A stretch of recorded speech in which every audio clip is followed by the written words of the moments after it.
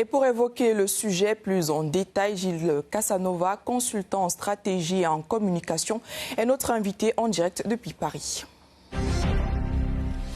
Gilles Casanova, bonsoir et merci d'avoir accepté notre invitation.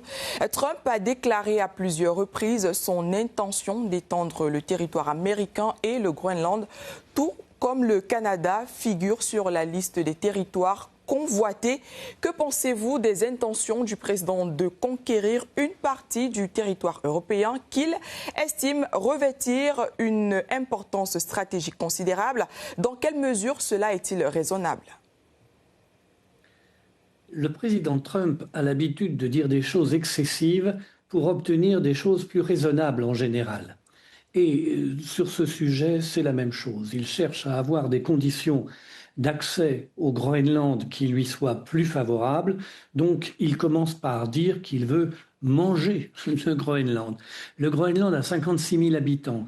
Et une étude d'opinion qui a été faite il y a quelque temps montrait que ces habitants n'étaient pas tout à fait défavorables à l'idée de devenir des Américains, compte tenu du fait que, dans certains domaines, c'est plus facile ou plus confortable que d'être des Danois, parce qu'ils ne sont pas des Européens. Il n'y a pas vraiment d'Européens, il y a des pays européens et il y a un pouvoir installé à Bruxelles.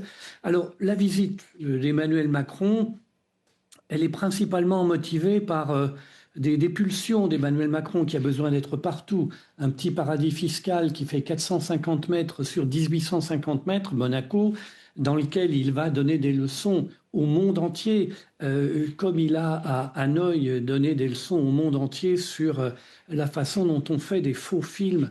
Poutine et les complotistes ont inventé des films et puis ensuite il dit les films sont vrais mais on fait de mauvaises interprétations, alors c'est grave, alors avec tout ce qui se passe à Gaza et en Ukraine. Nous sommes en face d'un comédien qui a perdu les élections européennes, qui a perdu les élections locales et qui a besoin de se montrer devant les journalistes essentiellement des pays étrangers, car les journalistes français n'arrivent plus à faire de l'audience quand il est sur une chaîne de télévision. Alors, selon vous, quelles mesures seront prises pour sécuriser le territoire de l'UE ? Eh bien, écoutez, Emmanuel Macron vous a dit, comme en Ukraine, il va envoyer des soldats. Bon, évidemment, vous savez maintenant qu'il a renoncé à envoyer des soldats en Ukraine. Vous apprendrez dans quelques semaines qu'il renonce à envoyer des soldats au Groenland.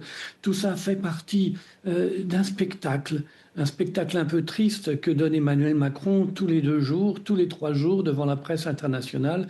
La crédibilité de la France, malheureusement, a du mal à résister devant un tel histrionisme. Alors justement, comment la visite d'Emmanuel Macron affectera-t-elle sa relation avec Donald Trump? Emmanuel Macron se vit comme le fer de lance des amis de Davos contre les amis de Trump. En gros, l'idée de Davos et des néoconservateurs est qu'on peut briser la Russie en une dizaine ou une douzaine de morceaux, comme cela a été fait de l'Union soviétique, et que chacun de ces morceaux pourra être pris en contrôle, comme c'est le cas de l'Ukraine, et être sous influence, comme c'est le cas d'autres anciens États qui faisaient partie du bloc de l'Union soviétique. Et donc, cette idée est leur idée dominante. Donc, il faut la guerre avec la Russie pour casser la Russie en une dizaine ou une douzaine de morceaux. Pour cela, tout est bon, tous les sujets peuvent être pris. Vous vous souvenez de la guerre froide, dès qu'un conflit apparaissait quelque part, l'Union soviétique se mettait dans un camp, les États-Unis d'Amérique se mettaient dans l'autre camp, et cela devenait un objet entre les deux.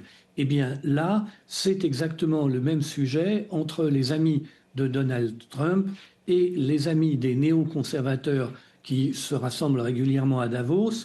Leur projet clé, c'est la destruction de la Russie. Et donc, dès qu'un sujet peut permettre de s'opposer à Donald Trump, qui pense que la destruction de la Russie n'est non seulement pas une priorité, mais est absolument un danger parce qu'il a lu quelques livres d'histoire peut-être et qu'il sait que la Russie n'est pas une nation qu'on peut rayer de la carte facilement. Tous ceux qui ont essayé non seulement ont échoué, mais l'ont payé de terribles revers, que ce soit la France de Napoléon, l'Allemagne d'Hitler, etc.